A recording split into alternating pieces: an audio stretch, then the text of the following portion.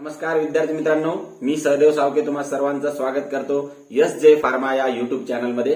तसंच आपलं जे ऍप्लिकेशन आहे एस जे फार्मा या ऍप्लिकेशनमध्ये.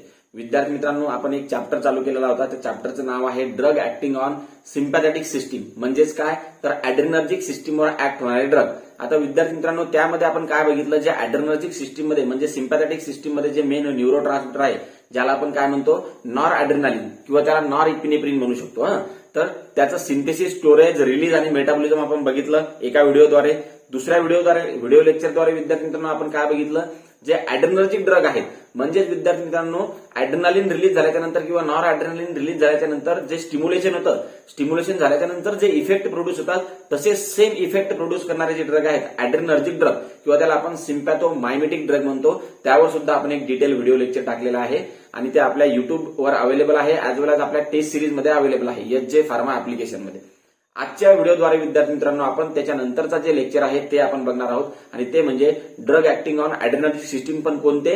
ऍड्रेनर्जिक अँटागोनिस्ट. म्हणजेच काय, ऍड्रेनालिन जेव्हा रिलीज होतो, रिलीज झाल्याच्या नंतर विद्यार्थी मित्रांनो जे ऍड्रेनर्जिक रिसेप्टर आहेत वेगवेगळे, म्हणजे अल्फा रिसेप्टर असो किंवा बीटा रिसेप्टर्स असो, या रिसेप्टरला स्टिम्युलेट करून जे इफेक्ट भेटतात त्यांच्या अपोजिट इफेक्ट प्रोड्यूस करणारे ड्रग आपल्याला काय करायचे, बघायचे. ओके, म्हणजेच काय ऍड्रेनर्जिक अँटागोनिस्ट. कोणते? ऍड्रेनर्जिक अँटागोनिस्ट. तर बघा विद्यार्थी मित्रांनो, ऍड्रेनर्जिक अँटागोनिस्ट हे जे ड्रग आहेत हे दोन प्रकारचे असू शकतात. ओके, एक म्हणजे काय तर अल्फा रिसेप्टर ब्लॉकर आणि दुसरे असू शकतात बीटा रिसेप्टर ब्लॉकर्स. ओके, आता तुम्हाला माहित असायला पाहिजे विद्यार्थी मित्रांनो. बघा एक आपण छोटीशी डायग्राम बघू आणि त्या डायग्रामद्वारे मी तुम्हाला काय करतो समजून सांगतो. बघा हे काय आहे, ऍड्रेनर्जिक न्यूरॉन आहे. काय आहे? ऍड्रेनर्जिक न्यूरॉन आहे. त्यानंतर हे काय आहे, दुसरा न्यूरॉन आहे. ओके, बघा विद्यार्थी मित्रांनो, ऍड्रेनर्जिक न्यूरॉन मध्ये काय तयार होतं, नॉर ऍड्रेनालिन तयार होतं आणि या स्टोरेज व्हेसिकल मध्ये ते काय होतं, स्टोअर होतं. ओके, व्हेसिकल मध्ये स्टोअर होतं. त्यानंतर जेव्हा इथं ऍक्शन पोटेन्शियल जनरेट होतो किंवा स्टिम्युलेशन होतं ऍड्रेनर्जिक नर्वचं, तर तेव्हा काय होतं, हे ऍड्रेनालिन किंवा नॉर ऍड्रेनालिन जे सिंथेसाइज झालेलं आहे ते काय होतं, याच्यामध्ये रिलीज होतं सिनॅप्टिक क्लेफ्ट मध्ये किंवा त्याला आपण सिनॅप्स म्हणतो. आणि या सिनॅप्स मध्ये रिलीज झाल्याच्या नंतर विद्यार्थी मित्रांनो सिनॅप्सच्या नंतरचे जे न्यूरॉन आहेत इफेक्टर ऑर्गन मध्ये सुद्धा ते प्रेझेंट असू शकतात. तर त्याच्यावर कोणते रिसेप्टर प्रेझेंट आहेत, अल्फा बीटा रिसेप्टर म्हणजे ऍड्रेनर्जिक रिसेप्टर आहेत.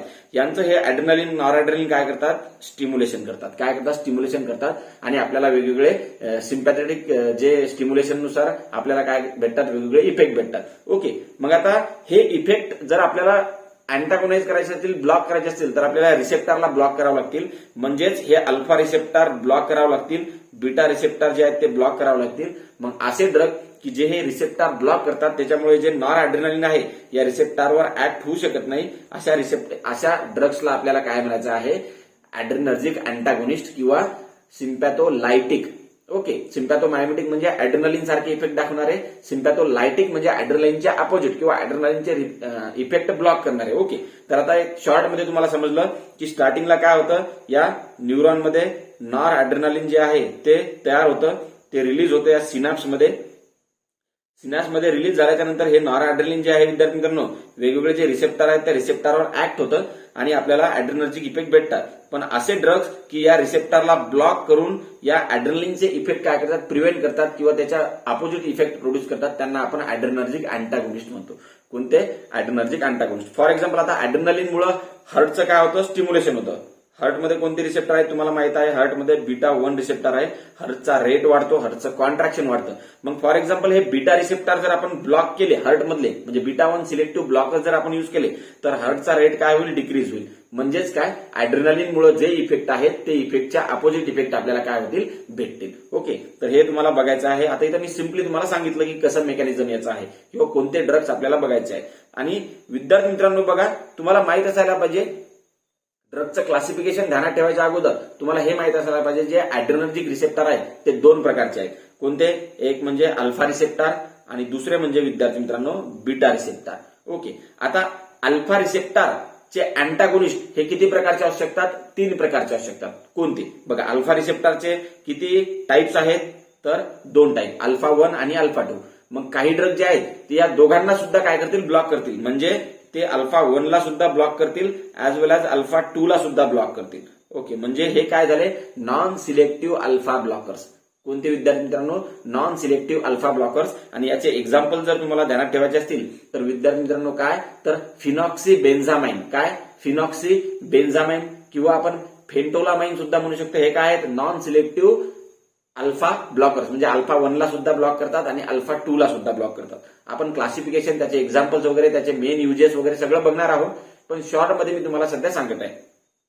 त्यानंतर या अल्फा ब्लॉकर्स मध्ये दुसरे सुद्धा ड्रग असू शकतात आणि दुसरे म्हणजे कोणते? Selective alpha 1 blocker.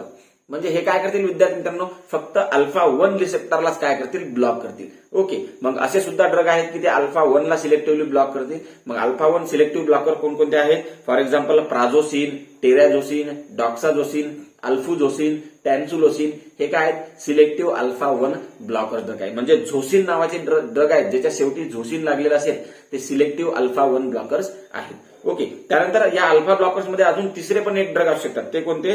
Selective alpha 2 blockers. Okay, आता हे जे सिलेक्टिव्ह अल्फा 2 ब्लॉकर आहे याचं एक एक्झाम्पल आहे विद्यार्थी मित्रांनो, काय? योहिम्बिन. काय? योहिम्बिन नावाचा जो ड्रग आहे तो काय? Selective alpha 2 blocker. जनरली विद्यार्थी मित्रांनो या सिलेक्टिव्ह अल्फा 2 ब्लॉकरचा कोणताही यूज नाही, त्याच्यामुळे आपण याच्याबद्दल बघणार नाही. पण जर पेपरमध्ये विचारलं की सिलेक्टिव्ह अल्फा 2 ब्लॉकर कोणता आहे, तर तुम्हाला सांगता आलं पाहिजे सिलेक्टिव्ह अल्फा 2 ब्लॉकर कोणता आहे?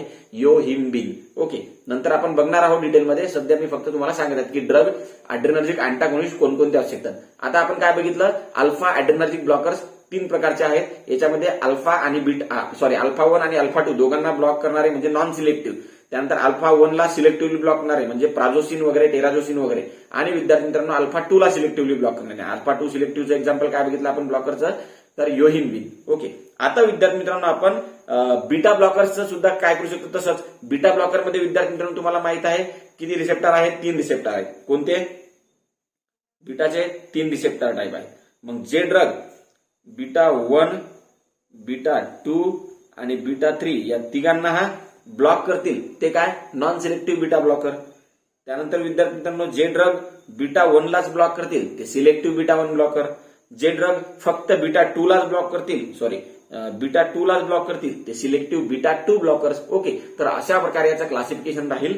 आणि विद्यार्थी मित्रांनो या क्लासिफिकेशनवरच तुम्हाला प्रश्न येऊ शकतो की सिलेक्टिव्ह अल्फा 1 ब्लॉकरचं एक्झाम्पल सांगा, सिलेक्टिव्ह अल्फा 2 ब्लॉकरचं एक्झाम्पल सांगा, त्यानंतर सिलेक्टिव्ह बीटा 1 ब्लॉकरचं एक्झाम्पल सांगा, त्यानंतर सिलेक्टिव्ह बीटा 3चं अँटागोनिस्टचं किंवा ब्लॉकरचं एक्झाम्पल सांगा. अशा प्रकारचा प्रश्न तुम्हाला या अल्फा अड्रेनर्जिक अँटागोनिस्ट याच्या क्लासिफिकेशनवर विचारू शकतात. ओके, आता विद्यार्थी मित्रांनो याच्याही नंतर जे काही स्पेसिफिक ब्लॉकर्स आहेत त्यांचे स्पेसिफिक युजेस आहेत, तर ते आपण आता जसं जसं क्लासिफिकेशन डिस्कस करू तसं तसं आपण ते बघणार आहोत. ओके ओके तर बघा विद्यार्थी मित्रांनो 2 प्रकारचे अड्रेनर्जिक अँटागोनिस्ट असू शकतात किंवा अड्रेनर्जिक ब्लॉकर्स असू शकतात. कोणते? एक म्हणजे अल्फा ब्लॉकर्स आणि एक म्हणजे बीटा ब्लॉकर्स. विद्यार्थी मित्रांनो हे दोन्ही जर एका व्हिडिओमध्ये कव्हर करायचं म्हणलं तर ते होणार नाही. म्हणूनच आजच्या व्हिडिओमध्ये आपण फक्त काय अल्फा ब्लॉकर्स यूज करणार, म्हणजे काय करणार? डिस्कस करणार.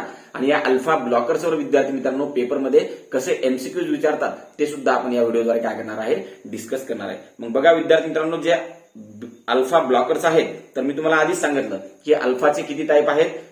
2 टाईप आहेत. एक म्हणजे अल्फा 1 आणि दुसरं म्हणजे विद्यार्थी मित्रांनो अल्फा 2. मग असे की ज्या दोघांना पण ब्लॉक करतील त्यांना आपण काय म्हणू? Non selective. काय? Non selective alpha blockers. मग तुम्हाला जर पेपरमध्ये विद्यार्थी मित्रांनो असं विचारलं की नॉन सिलेक्टिव्ह अल्फा ब्लॉकरचे एक्झाम्पल सांगा, तर तुम्हाला माहित असायला पाहिजे नॉन सिलेक्टिव्ह अल्फा ब्लॉकरचं जे एक्झाम्पल आहे ते म्हणजे काय? तर एक म्हणजे फिनॉक्सी बेन्झामाइन आणि दुसरं म्हणजे विद्यार्थी मित्रांनो फेंटोलामाइन. कोणतं? फिनॉक्सी बेन्झामाइन आणि फेंटोलामाइन. आता विद्यार्थी मित्रांनो या दोघांमध्ये काय फरक आहे तर हे आपण बघणार आहोत. आता काय बघितलं आपण? अल्फा ब्लॉकरमध्ये नॉन सिलेक्टिव्ह बघितलं की जे दोघांना सुद्धा ब्लॉक करतं. या दोघांमध्ये काय फरक आहे आणि या दोघांवर पेपरमध्ये कसा प्रश्न येतो हे सुद्धा बघणार आहे. बघा विद्यार्थी मित्रांनो तुम्हाला माहित असायला पाहिजे अल्फा 1 जे रिसेप्टर आहे ते कुठे प्रेझेंट आहेत? तुम्हाला माहित असायला पाहिजे. एक म्हणजे ब्लड व्हेसल. ओके, दुसरी गोष्ट म्हणजे विद्यार्थी मित्रांनो प्रोस्टॅटिक युरेथ्रा. प्रोस्टेट ग्लॅन्ड म्हणजे फॉर एक्झाम्पल जे युरिनेशन होतं ना युरेथ्रामधून, तर त्या प्रोस्टेटिक युरेथ्रावर सुद्धा अल्फा 1 रिसेप्टर प्रेझेंट आहेत. आणि त्यानंतर विद्यार्थी मित्रांनो आय मध्ये प्रेझेंट आहेत. कुठे? आय मध्ये प्रेझेंट आहे. मग विद्यार्थी मित्रांनो आपण या 3 कंडिशन मध्ये काय करू शकतो? हे ड्रग यूज करू शकतो. आता ते कोणत्या कंडिशन आहेत ते आपण बघणार आहे. त्या अगोदर विद्यार्थी मित्रांनो बघा अल्फा 2 कुठे प्रेझेंट आहेत, तर अल्फा 2 प्रेझेंट आहेत विद्यार्थी मित्रांनो जे सिनॅप्स आहे, सिनॅप्सच्या अगोदर जे न्यूरॉन आहे ना म्हणजे ॲड्रेनर्जिक न्यूरॉन, तर त्याच्या नर्व एंडिंगवरच ते प्रेझेंट आहे आणि ते ऍक्ट लाईक अ ब्रेक होतो. म्हणजेच काय, नॉर एड्रेनालिन जर आपल्या सिनॅप्समध्ये जर जास्त रिलीज होत असेल तर त्याचं रिलीज काय करतो, हा कमी करतो, म्हणजे they act like a brake. Okay, हे तुम्हाला माहित असायला पाहिजे. आता याचं जे ब्लॉकर आहे विद्यार्थी मित्रांनो, तर योहिम्बिन नावाचा ड्रग आहे. कोणता, योहिम्बिन. कोणता, योहिम्बिन. आणि विद्यार्थी मित्रांनो हा जो योहिम्बिन आहे याचा काही जास्त यूज नाही, त्याच्यामुळे आपण फक्त पेपरमध्ये विचारू शकतात की योहिम्बिन हा कोणता ब्लॉकर आहे, तर अल्फा 2 सिलेक्टिव्ह ब्लॉकर आहे. एवढं तुम्हाला ध्यानात ठेवायचं आहे, बाकी योहिम्बिन बद्दल काहीही ध्यानात ठेवायचं नाही. ओके, आता विद्यार्थी मित्रांनो बघा हे जे फेंटोलामाइन आहे हे अल्फा 1 ला ब्लॉक करतो. कोणत्या रिसेप्टरला, अल्फा 1 ला. आणि अल्फा 1 कुठे प्रेझेंट आहे, तर ब्लड व्हेसलमध्ये. आणि अल्फा 1चं जेव्हा स्टिम्युलेशन होतं ॲड्रेनालिनमुळे तेव्हा काय होतं विद्यार्थी मित्रांनो, ब्लड व्हेसलचं कॉन्स्ट्रिक्शन होतं. काय होतं, कॉन्स्ट्रिक्शन. ब्लड व्हेसलचं होतं कॉन्स्ट्रिक्शन. आता ब्लड व्हेसलचं कॉन्स्ट्रिक्शन होणार म्हणजेच काय, ब्लड प्रेशर वाढणार. म्हणजे ॲड्रेनालिनमुळे ब्लड प्रेशर वाढतं किंवा आपल्या शरीरामध्ये ॲड्रेनालिन जर रिलीज होत असेल, नॉर ॲड्रेनालिन जर रिलीज होत असेल तर आपलं ब्लड प्रेशर वाढणार. मग विद्यार्थी मित्रांनो या अल्फा रिसेप्टरच्या स्टिम्युलेशनमुळे ब्लड प्रेशर वाढतं. तर यांना जर आपण ब्लॉक केलं तर असे ड्रग आपण काय म्हणून यूज करू शकतो, अँटी हायपरटेन्सिव्ह म्हणून यूज करू शकतो. ओके, काय म्हणून यूज करू शकतो, अँटी हायपरटेन्सिव्ह म्हणून यूज करू शकतो. म्हणजेच विद्यार्थी मित्रांनो जे नॉन सिलेक्टिव्ह ड्रग आहेत ते अल्फा 1 ला ब्लॉक करतात, अल्फा 2 ला पण ब्लॉक करतात. अल्फा 2 वर त्याचा काही जास्त इफेक्ट नाही, काय इफेक्ट आहे ते बघणार आहे आपण. त्याच्यामुळे एक साईड इफेक्ट भेटतो, तो सुद्धा आपण बघणार आहोत. मग अल्फा 1 आणि अल्फा 2 नॉन सिलेक्टिव्ह ब्लॉकर्स आपण कुठे यूज करू शकतो विद्यार्थी मित्रांनो, जी कंडिशन, ज्या कंडिशनमध्ये हायपरटेन्शन खूप जास्त प्रमाणात आहे. मग अशी एक कंडिशन आहे विद्यार्थी मित्रांनो, त्याच्यामध्ये हायपरटेन्शन हे खूप जास्त प्रमाणात आहे आणि ते म्हणजे काय विद्यार्थी मित्रांनो, फिओक्रोमोसायटोमा. काय, फिओक्रोमोसायटोमा ही एक अशी कंडिशन आहे विद्यार्थी मित्रांनो. याच्यामध्ये काय होतं, एक ट्युमर येतो ॲड्रेनल ग्लँडवर, काय येतो, ट्युमर येतो. त्याच्यामुळे जे ॲड्रेनालिन, नॉर ॲड्रेनालिन वगैरे काय होतं, जास्त प्रमाणात रिलीज होतं. आता तुम्हाला माहिती आहे हे सिम्पॅथेटिक जे आहे ॲड्रेनालिन वगैरे, नॉर ॲड्रेनालिन हे जर जास्त रिलीज झालं तर काय होणार, ब्लड प्रेशर वाढणार. मग फिओक्रोमोसायटोमा अशी कंडिशन आहे त्यामध्ये ॲड्रेनल मेडुलाचं ट्युमर होतो. ट्युमरमुळे काय होतं, ॲड्रेनालिन जास्त रिलीज होईल. ओके, मग ब्लड प्रेशर वाढेल. मग जर आपण फॉर एक्झाम्पल हे जे रिसेप्टर्स आहेत कोणते, अल्फा 1 रिसेप्टर, यांना जर ब्लॉक केलं तर ॲड्रेनालिन किती सुद्धा रिलीज झालं तर अल्फा 1 रिसेप्टरवर काय होईल, ऍक्ट होईल का, नाही. आणि कॉन्स्ट्रिक्शन, व्हॅसो कॉन्स्ट्रिक्शन करेल का, नाही. आणि व्हॅसो कॉन्स्ट्रिक्शन जर झालं नाही तर ब्लड प्रेशर वाढेल का, नाही. म्हणजेच आपण अल्फा 1 ब्लॉकर्स हे फिओक्रोमोसायटोमामध्ये यूज करू शकतो, नॉन सिलेक्टिव्ह अल्फा 1 ब्लॉकर. आता विद्यार्थी मित्रांनो तुम्ही म्हणसाल जर अल्फा 1 ब्लॉकर हे नॉन सिलेक्टिव्ह जे ब्लॉकर्स आहेत अल्फा 1 आणि अल्फा 2 हे दोन आहेत, कोणकोणते, एक म्हणजे फिनॉक्सीबेन्झामाइन. ओके, आणि दुसरं म्हणजे विद्यार्थी मित्रांनो फेंटोलामाइन. हे दोन्ही पण हायपरटेन्शन मध्ये यूज होतात, म्हणजे अँटी हायपरटेन्सिव्ह. मग या दोघांमध्ये फरक काय, तर विद्यार्थी मित्रांनो हे जे फिनॉक्सीबेन्झामाइन आहे हे इरिव्हर्सिबल काय आहे, ब्लॉकर आहे. म्हणजे एकदा जर रिसेप्टरला ब्लॉक करतो, परमनंट ब्लॉक करतो, म्हणजे it is irreversible alpha non selective alpha blocker. Irreversible हा काय, इरिव्हर्सिबल अल्फा ब्लॉकर आहे. म्हणजे अल्फा 1 ऍज वेल एज अल्फा 2 ला हे इरिव्हर्सिबली ब्लॉक करतो. एकदा जर ब्लॉक केलं तर परमनंटली ब्लॉक करतो. म्हणजेच विद्यार्थी मित्रांनो ही परमनंटली ब्लॉक करतो, म्हणजेच हा काय आहे, लॉंग ऍक्टिंग आहे. काय आहे, लॉंग ऍक्टिंग आहे. म्हणजेच विद्यार्थी मित्रांनो अशी कंडिशन की ज्या कंडिशनमध्ये आपल्याला लॉंग ऍक्टिंग आणि विद्यार्थी मित्रांनो इरिव्हर्सिबल ऍक्शन पाहिजे, म्हणजे हायपरटेन्शन खूप जास्त प्रमाणात आणि खूप लॉंग आहे, तर ती कंडिशन कोणती आहे, फिओक्रोमोसायटोमा. म्हणजे विद्यार्थी दोघांपैकी जर तुम्हाला विचारलं कोणता नॉन सिलेक्टिव्ह ब्लॉकर हा ड्रग ऑफ चॉईस आहे, कशामध्ये विद्यार्थी मित्रांनो, तर आपल्या फिओक्रोमोसायटोमामध्ये. तर ड्रग ऑफ चॉईस इन फिओक्रोमोसायटोमा, फिओक्रोमोसायटोमा असं जर तुम्हाला विचारलं तर तो कोणता आहे विद्यार्थी मित्रांनो, फिनॉक्सीबेन्झामाइन. फिनॉक्सीबेन्झामाइन एवढं तुम्हाला ध्यानात ठेवायचं आहे. ड्रग ऑफ चॉईस इन काय, तर फिओक्रोमोसायटोमा इज फिनॉक्सीबेन्झामाइन. कारण की हा इरिव्हर्सिबली ऍक्टिंग ड्रग आहे, इरिव्हर्सिबली ऍक्ट होतो विद्यार्थी मित्रांनो. म्हणजेच हा लॉंग ऍक्टिंग आहे. लॉंग ऍक्टिंग सिम्पटम्स या फिओक्रोमोसायटोमाचे ते काय करू शकतो, कमी करू शकतो. ओके विद्यार्थी मित्रांनो तुम्हाला एक गोष्ट ध्यानात ठेवायची, जर हा फिओक्रोमोसायटोमा जर नॉर ॲड्रेनालिन मुळे होत असेल, नॉर ॲड्रेनालिनच्या रिलीज मुळे, तरच हा ड्रग ऑफ चॉईस आहे. ओके, ड्रग ऑफ चॉईस आहे कोण, फिनॉक्सीबेन्झामाइन जर फिओक्रोमोसायटोमा ॲड्रेनालिनमुळे होत असेल तर हा ड्रग ऑफ चॉईस नाही, कारण की तिथं काय होऊ शकतं, व्हॅसोमोटार रिव्हर्सल ऑफ डेल हे तुम्ही ऐकलं असेल. याच्यासाठी आपण स्पेशल व्हिडिओ बनवू. व्हॅसोमोटार रिव्हर्सल ऑफ डेल होतं त्याच्यामुळे आपण या अल्फा ब्लॉकर सोबत बीटा ब्लॉकर सुद्धा द्यावं लागतील. ओके, हे ध्यानात ठेवायचं आहे तुम्हाला. पण drug of choice in pheochromocytoma due to the noradrenaline असं जर विचारलं तर तो कोणता ड्रग आहे विद्यार्थी मित्रांनो, फिनॉक्सीबेन्झामाइन. ओके, आता तुम्ही म्हणसाल मग सर फिनॉक्सीबेन्झामाइन पण नॉन सिलेक्टिव्ह आहे आणि फेंटोलामाइन सुद्धा नॉन सिलेक्टिव्ह आहे. बघा, फेंटोलामाइन हा रिव्हर्सिबल आहे, रिव्हर्सिबल ब्लॉकर आहे. कोणता? रिव्हर्सिबल ब्लॉकर आहे.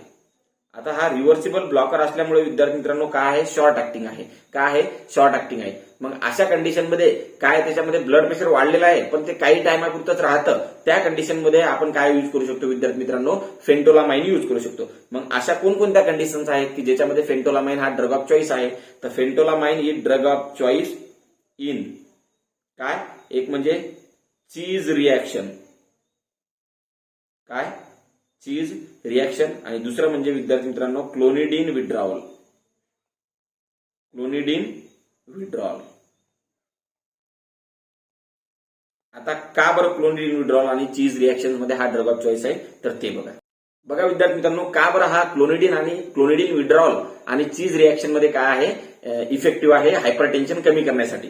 बघा विद्यार्थी मित्रांनो, हे आहे ॲड्रेनर्जिक न्यूरॉन. ओके, आपण काय बघितलं, नॉर ॲड्रेनालिन इथं सिंथेसाइज झालं, नंतर ते रिलीज झालं कुठे, या सिनॅप्समध्ये. नंतर इफेक्टर ऑर्गनवर ते काय होईल, ऍक्ट होईल आणि याचं रिसेप्टरचं स्टिम्युलेशन करून वेगवेगळे इफेक्ट देईल. त्याच्यामध्ये बीटा 1 रिसेप्टर सुद्धा येतात, तुम्हाला माहित आहे. बीटा 1 रिसेप्टर स्टिम्युलेट झाले तर हार्टचं कॉन्ट्रॅक्शन वाढेल, त्याच्यामुळे विद्यार्थी मित्रांनो ब्लड प्रेशर सुद्धा वाढू शकतं. ऍज वेल ऍज अल्फा 1 जे रिसेप्टर आहे त्याच्यावर सुद्धा ते ऍक्ट होऊ शकतं विद्यार्थी मित्रांनो, आणि व्हॅसो कॉन्स्ट्रिक्शन करू शकतो, ब्लड व्हेसलचं कॉन्स्ट्रिक्शन, त्याच्यामुळे सुद्धा बीपी वाढेल. म्हणजेच काय तर हायपरटेन्शन होणार. त्याच्यामुळे जर नॉरॲड्रेनालिन जास्त रिलीज झालं तर. मग विद्यार्थी मित्रांनो चीज जे आहे ना, चीज तुम्हाला माहिती आहे दुधाचा एक पदार्थ आहे चीज. हे चीज जे आहे याच्यामध्ये विद्यार्थी मित्रांनो टायरामाइन आहे. काय? टायरामाइन नावाचा अमायनो ऍसिड आहे किंवा टायरामिन हा घटक आहे. हे टायरामिन काय विद्यार्थी मित्रांनो तुम्हाला माहित असेल, सिम्पॅथॅटिक ड्रग आहे. म्हणजेच काय करतो हा, हे जे स्टोरेज व्हेसिकल आहे ना, या स्टोरेज व्हेसिकल मध्ये जातो आणि या नॉर ॲड्रेनालिनला इथून डिप्लेट करतो, म्हणजे रिलीज करतो. मग जेवढं चीज जास्त खाणार तुम्ही तेवढं नॉर ॲड्रेनालिनला ते काय करणार, या स्टोरेज व्हेसिकल मधून रिलीज करणार आणि हे नॉर ॲड्रेनालिन इथं सिनॅप्समध्ये रिलीज होणार आणि आपल्याला जास्तीत जास्त अल्फा 1 रिसेप्टरचं स्टिम्युलेशन होणार, बीटा 1 रिसेप्टरचं स्टिम्युलेशन होणार, त्याच्यामुळे ब्लड प्रेशर वाढू शकतं. मग विद्यार्थी मित्रांनो अशा कंडिशनमध्ये फेंटोलामाइन हा यूज आहे. मग तुम्ही म्हणसाल सर नॉर्मली असं आपण तर पिझ्झा वगैरे खातो, त्याच्यामध्ये चीज वगैरे, चीजचा पिझ्झा खातो आपण, दुधाचा पदार्थ चीज लावलेला असतं, मग आपलं ब्लड प्रेशर का वाढत नाही? तर विद्यार्थी मित्रांनो आपल्या गॅस्ट्रो इंटेस्टिनल ट्रॅक्ट मध्ये एक एन्झाईम्स असतात. कोणते?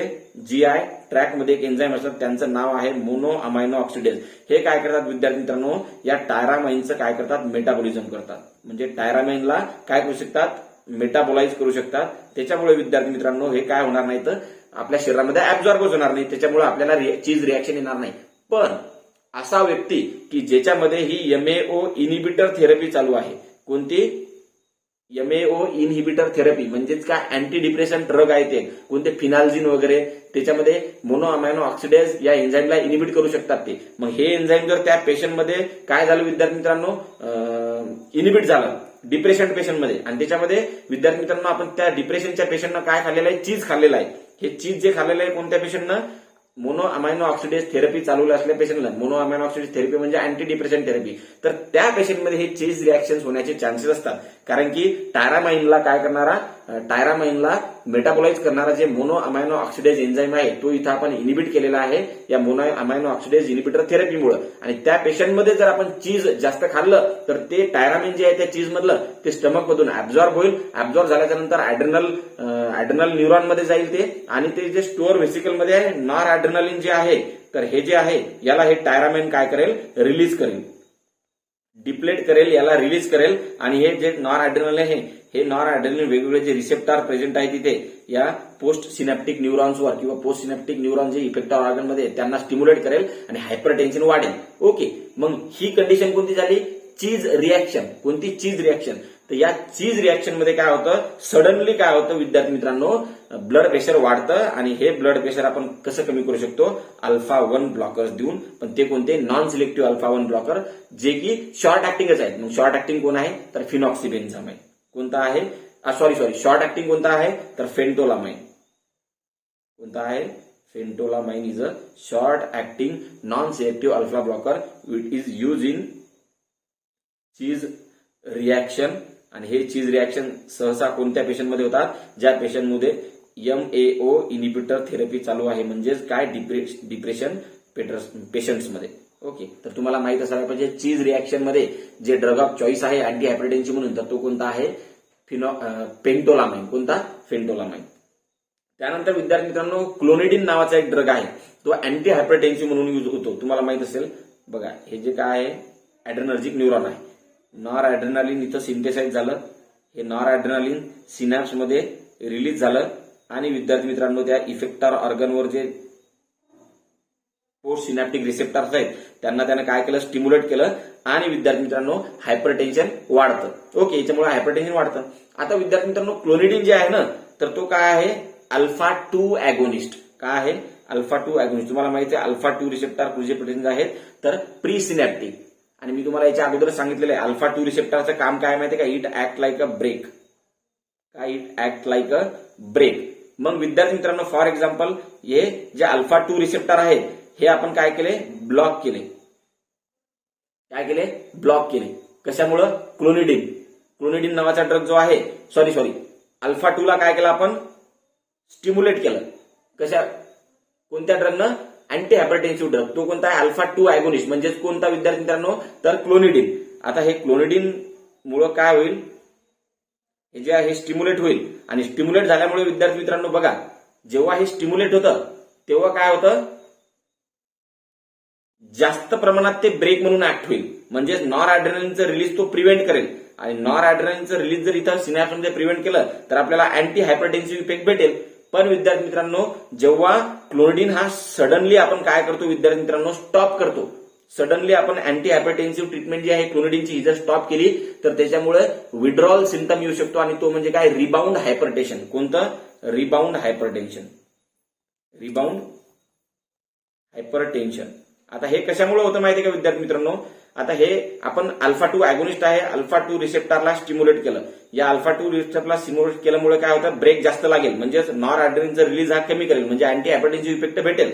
पण आता आपण काय केलं, हे अल्फा 2 अॅगोनिस्ट जी ट्रीटमेंट आहे अँटी हायपरटेन्सिव्हची ही थांबवली. मग काय होईल विद्यार्थी मित्रांनो, सडनली काय होईल, हायपरटेन्शन होईल. का बरं, कारण की विद्यार्थी मित्रांनो, हे जे रिसेप्टर पोस्ट सिनॅप्टिक जे प्रेझेंट आहेत ना, फॉर एक्झाम्पल हे नॉर ऍड्रेनालिन याच्यावर रिलीज आहे. आता हे आपण काय केलं, अल्फा 2 ला स्टिम्युलेट करून काय केलं, याचं रिलीज केलं प्रिव्हेंट. काय केलं, रिलीज केलं प्रिव्हेंट. आता विद्यार्थी मित्रांनो, हे जी ट्रीटमेंट ही थांबवली आपण. तर असं जेव्हा याचं रिलीज आपण म्हणजे प्रिव्हेंट करतो ना, तेव्हा हे पोस्ट सिनॅप्टिक जे रिसेप्टर आहेत ना, स्वतःचं काय करतात, कॉन्सन्ट्रेशन वाढवून घेतात. म्हणजे त्याला आपण काय म्हणतो विद्यार्थी मित्रांनो, त्याला म्हणतो आपण अप रेग्युलेशन. जेव्हा इथं कोणतंही नॉर ऍड्रेनालिन वगैरे रिलीज होत आहे ना, तर ते काय होतं, अप रेग्युलेशन. म्हणजे रिसेप्टर आपल्या स्वतःला वाढवून घेऊ शकतात. मग क्लोनिडिनच्या केसमध्ये असंच होतं. क्लोनिडिन जेव्हा इथं स्टिम्युलेट करते या अल्फा 2 रिसेप्टरला, हे ऍक्ट लाईक अ ब्रेक होतं आणि नॉर ऍड्रेनालिन रिलीज होत नाही. आणि नॉर ऍड्रेनालिन या सिनॅप्समध्ये खूप वेळचं नाही आल्यामुळं आणि सडनली आपण याला स्टॉप केल्यामुळे इथं काय होईल विद्यार्थी मित्रांनो, हे जे रिसेप्टर्स आहेत हे अप रेग्युलेशन होईल. यांचं रिसेप्टरची क्वांटिटी वाढेल आणि जेव्हा आपण याला स्टॉप करेल तेव्हा नॉर ऍड्रेनालिन इथं रिलीज होईल आणि या सगळ्या रिसेप्टरला स्टिम्युलेट करेल. ओके, सगळ्या रिसेप्टरला जेव्हा स्टिम्युलेट करेल तेव्हा बीपी अचानक वाढेल. त्याला आपण रिबाउंड हायपरटेन्शन म्हणतो. काय म्हणतो, रिबाउंड हायपरटेन्शन. तर या केसमध्ये विद्यार्थी मित्रांनो आपण हे अल्फा 1 आणि अल्फा 2 नॉन सिलेक्टिव्ह ब्लॉकर जे आहे पण शॉर्ट ऍक्टिंग कोणता, तर फेंटोलामाइन, हे काय करू शकतो, यूज करू शकतो. ओके, फक्त तुम्हाला दोनच गोष्टी ध्यानात ठेवायच्या आहे. कोणत्या, एक म्हणजे नॉन सिलेक्टिव्ह अल्फा ब्लॉकर कोणकोणते आहेत, फिनॉक्सिबेन्झामाइन. आणि विद्यार्थी मित्रांनो दुसरा म्हणजे काय, फेंटोलामाइन. फिनॉक्सिबेन्झामाइन हा ड्रग ऑफ चॉईस आहे फिओक्रोमोसायटोमामध्ये आणि विद्यार्थी मित्रांनो फेंटोलामाइन हा ड्रग ऑफ चॉईस आहे चीज रिॲक्शन आणि क्लोनिडिन विड्रॉल मध्ये. एवढं तुम्हाला ध्यानात ठेवायचं आहे. त्यानंतर विद्यार्थी मित्रांनो दुसरे जे ड्रग आहेत ते आहेत अल्फा 1 सिलेक्टिव्ह. कोणते, अल्फा 1 सिलेक्टिव्ह. आता तुम्हाला माहित असेल अल्फा 1 रिसेप्टर कुठे प्रेझेंट आहेत, ब्लड व्हेसल्स मध्ये, त्यानंतर प्रोस्टॅटिक युरेथ्रामध्ये. ओके, आणि विद्यार्थी मित्रांनो आय मध्ये, कुठे आय मध्ये. आता आयचं इथं सोडून द्या तुम्ही, आय इथं कॅन्सल करा. ब्लड वेसल आणि युरेथ्रा काय घ्या लक्षात घ्या. बघा अल्फा 1 रिसेप्टरला ब्लड वेसल तर काय होतं कॉन्स्ट्रिक्शन, काय होतं कॉन्स्ट्रिक्शन. मग या अल्फा 1 ला जर आपण काय केलं विद्यार्थी मित्रांनो ब्लॉक जर केलं तर व्हॅसो कॉन्स्ट्रिक्शन होईल का नाही, डायलेशन होईल. ओके डायलेशन होईल. ओके व्हॅसो कॉन्स्ट्रिक्शनमुळे ब्लड प्रेशर काय होतं विद्यार्थी मित्रांनो, व्हॅसो कॉन्स्ट्रिक्शनमुळे ब्लड प्रेशर काय होतं इन्क्रीज. तर व्हॅसो डायलेशन म्हणजे अल्फाला 1 ला ब्लॉक केल्यामुळे व्हेसो डायलेशन काय होईल, व्हेसो डायलेशन आणि ब्लड प्रेशर कमी होईल, ब्लड प्रेशर काय होईल कमी होईल. म्हणजेच विद्यार्थी मित्रांनो जे अल्फा 1 अॅगोनिस्ट आहेत, सिलेक्टिव्ह अल्फा 1 अँटागोनिस्ट जे ब्लॉकर्स, ते आपण व्हॅसो डायलेटर म्हणून यूज करू शकतो, कारण ते अल्फा 1 ला ब्लॉक करतील आणि व्हॅसो डायलेशनमुळे ब्लड प्रेशर काय होईल विद्यार्थी मित्रांनो डिक्रीज होईल. म्हणजेच ब्लड प्रेशर इन्क्रीज कोणत्या कंडिशनमध्ये असतं, हायपरटेन्शनमध्ये. म्हणजेच alpha 1 blockers are use in hypertension. Okay alpha 1 blockers are use in hypertension. आणि अल्फा 1 ब्लॉकरचे एक्झाम्पल्स कसे ध्यानात ठेवायचे, त्यांच्या शेवटी काय असतं झोसिन, म्हणजेच काय प्राझोसिन, टेराझोसिन, डॉक्साझोसिन, त्यानंतर टॅम्सुलोसिन. ओके याच्यात झोसिन नाही पण टॅम्सुलोसिन. ओके त्यानंतर अल्फुझोसिन. हे सगळे जे ड्रग आहेत हे काय आहेत अल्फा 1 ब्लॉकर, पण कसे सिलेक्टिव्ह अल्फा 1 ब्लॉकर्स. म्हणजेच हे by blocking alpha 1 receptor causes the vasodilation and vasodilation is used for treating the hypertension because of vasodilation the blood pressure is decreased and in hypertension the blood pressure is get increased. So we can use alpha 1 selective blockers in hypertension to decrease the blood pressure. मग तुम्हाला जर विचारलं की प्राझोसिनची mechanism of action सांगा, तर प्राझोसिनची mechanism of action काय आहे, it block the alpha 1 receptors selectively. Okay selectively and decreases the blood pressure due to the vasodilation. Okay आता विद्यार्थी मित्रांनो डबल हे जे अल्फा 1 रिसेप्टर्स आहेत हे कुठे प्रेझेंट आहेत, प्रोस्टॅटिक युरेथ्रा. कुठे प्रोस्टॅटिक युरेथ्रा. तुम्हाला माहित आहे हे जे युरेथ्रा आहे इथून काय होतं युरिन आउटफ्लो होतं. ओके आता अल्फा 1 मुळे काय होतं विद्यार्थी मित्रांनो प्रोस्टॅटिक युरेथ्रा काय होतो कॉन्स्ट्रिक्ट होतो. काय होतो कॉन्स्ट्रिक्ट होतो. आणि आपण जर अल्फा 1 ला ब्लॉक केलं तर हा प्रोस्टॅटिक युरेथ्रा काय होईल डायलेट होईल. ओके एक अशी कंडिशन आहे ज्याच्यामध्ये अगोदरच युरिनचा फ्लो होत नाही, ती कंडिशन म्हणजे बीपीएच. काय बेनाइन प्रोस्टेट हायपरप्लेसिया. याच्यामध्ये काय होतं विद्यार्थी मित्रांनो, फॉर एक्झाम्पल हे जे युरेथ्रा आहे, फॉर एक्झाम्पल युरिनरी ब्लॅडर आणि हे युरेथ्रा आहे, इथून काय व्हावं लागलं युरिनचा आउटफ्लो बाहेर चालला. इथं असतं विद्यार्थी मित्रांनो कोणती प्रोस्टेट ग्लँड असतं, प्रोस्टेट ग्लँड.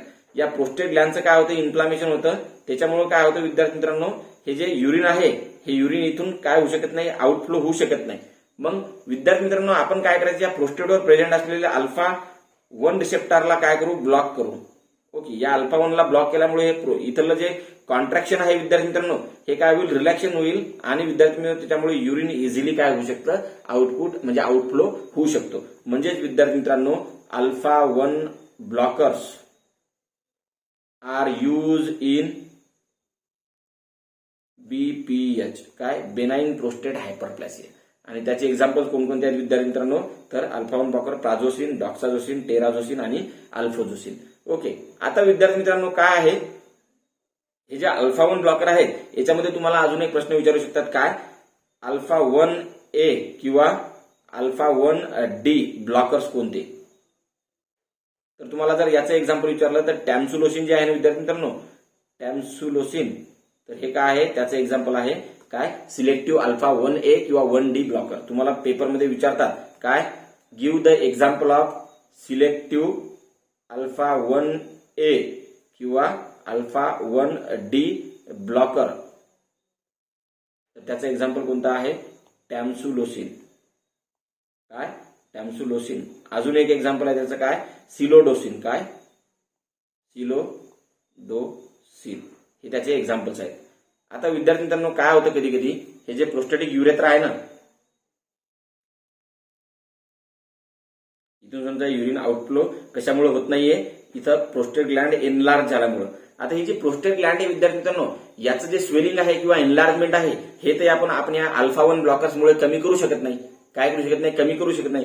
हे फक्त जे युरिनेशन वगैरे होत नाहीये, म्हणजे या प्रोस्टेट ग्लँड एनलार्ज झाल्यामुळे जे युरिन काय होत नाहीये, फ्लो होत नाहीये इथून, त्याच्यामध्ये फक्त आपण सिम्प्टोमॅटिक ट्रीटमेंट देऊ शकतो. ओके, म्हणजे डायनामिक सिम्पटम जे आहेत तेच फक्त आपण काय करू शकतो? कमी करू शकतो या अल्फा 1 ब्लॉकर्समुळे. म्हणजे alpha 1 blockers are use in prophylaxis of the benign prostate hyperplasia. Okay, ट्रीटमेंटमध्ये विचारलं तरी तुम्ही लिहू शकता.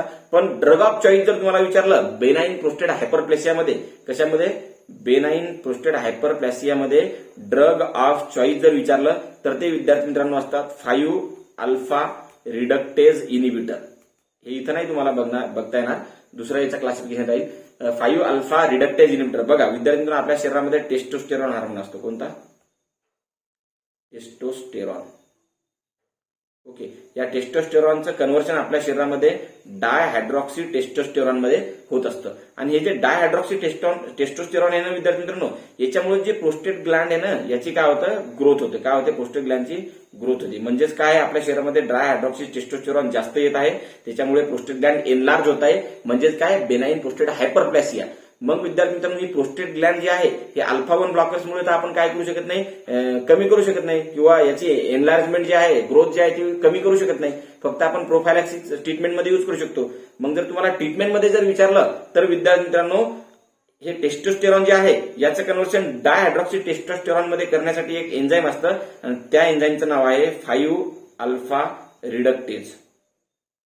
5 अल्फा रिडक्टेज हे या टेस्टोस्टेरॉनचं कन्व्हर्शन डायहायड्रॉक्सी टेस्टोस्टेरॉन मध्ये करतं, आणि डायहायड्रॉक्सी टेस्टोस्टेरॉनमुळे काय होतं? प्रोस्टेट ग्लँड एनलार्ज होते. मग आपल्याला जर प्रोस्टेट ग्लँडचं एनलार्जमेंट कमी करायचं असेल किंवा ग्रोथ इनिबिट करायची असेल तर आपल्याला हे डायहायड्रॉक्सी टेस्टोस्टेरॉन तयार होऊ द्यायचं नाही. म्हणजेच आपल्याला हे टेस्टोस्टेरॉनचं कन्व्हर्शन डायहायड्रॉक्सी टेस्टोस्टेरॉन मध्ये होऊ द्यायचं नाही. म्हणजेच आपल्याला हे 5 अल्फा रिडक्टेज नावाचे एन्झाईम काय करावं लागेल? ब्लॉक करायला लागेल. म्हणजेच drug of choice in benign prostate hyperplasia to prevent the enlargement किंवा to prevent the growth of prostate gland is, तर कोणते आहेत विद्यार्थी मित्रांनो? 5 अल्फा रिडक्टेज इनहिबिटर्स. आणि याचे एक्झाम्पल जर तुम्हाला विचारलं विद्यार्थी मित्रांनो तर त्याचे एक्झाम्पल्स कोणते आहेत? तुम्ही नाव ऐकलं का? Finasteride. Okay, finasteride, dutasteride, they are the drug of choice in काय? तर benign prostate hyperplasia, and they inhibit the enzyme 5 alpha reductase. That's why prevent the enlargement or the growth of prostate gland. Okay, पण आपण प्रोफायलॅक्सिस ट्रीटमेंटमध्ये काय? प्रोफायलॅक्सिसमध्ये कोणते alpha 1 blocker सुद्धा use करू शकतो. Okay, त्यांचं एक्झाम्पल कोणतं आहे? टॅमसुलोसिन वगैरे. ओके, हे काय थोडे सिलेक्टिव्ह आहेत, अल्फा 1A किंवा 1D ब्लॉकर्स. ओके, हे तुम्हाला ध्यानात ठेवायचं आहे. त्याच्यानंतर विद्यार्थी मित्रांनो, एक ड्रग आहे अल्फा 2 सिलेक्टिव्ह ब्लॉकर, तर तो आपण बघितला आहे काय? योहिम्बिन. तर हा काय आहे? जास्त काही इफेक्टिव्ह नाही किंवा याचे काही युजेस नाहीत, म्हणून ते आपण इथे काय करणार नाही? डिस्कस करणार नाही. ओके, अशा प्रकारे विद्यार्थी मित्रांनो आपण अल्फा ब्लॉकरचं एक्झाम्पल बघितलं. अल्फा 1 ब्लॉकर हे 3 प्रकारचे असू शकतात. एक म्हणजे नॉन सिलेक्टिव्ह, याच्यामध्ये विद्यार्थी मित्रांनो फिनॉक्सी बेन्झामाइन आणि फेंटोलामाइन हे 2 ड्रग येतात. त्यानंतर सिलेक्टिव्ह अल्फा 1 याच्यामध्ये झोसिन जे ड्रग आहेत, झोसिन म्हणजेच कोणते? प्राझोसिन, डॉक्साझोसिन, त्यानंतर विद्यार्थी मित्रांनो अल्फुझोसिन. ओके, तर टॅमसुलोसिन वगैरे हे सगळे ड्रग त्याच्यामध्ये येतात. त्यानंतर तुम्हाला जर विद्यार्थी मित्रांनो सिलेक्टिव्ह विचारले कोणते? सिलेक्टिव्ह अल्फा 1A किंवा अल्फा 1D ब्लॉकर, तर त्याचं एक्झाम्पल तुम्हाला ध्यानात ठेवायचं आहे टॅमसुलोसिन आणि सिलोडोसिन, हे ध्यानात ठेवायचं आहे. ओके, आणि त्यानंतर विद्यार्थी मित्रांनो सगळ्यात शेवटचे काय आहेत? अल्फा 2 ब्लॉकर्स, आणि याचे एक्झाम्पल्स काय आहेत? तर योहिम्बिन. हे काय? Selective alpha 2 blocker. त्यानंतर विद्यार्थी मित्रांनो फेंटोलामाइनचा जर तुम्हाला यूज विचारला, फेंटोलामाइन, तर phentolamine is use in the hypertension because of cheese reaction as well as clonidine withdrawal. काय? Clonidine withdrawals. Okay, as well as phenoxybenzamine. Phenoxybenzamine is used in pheochromocytoma.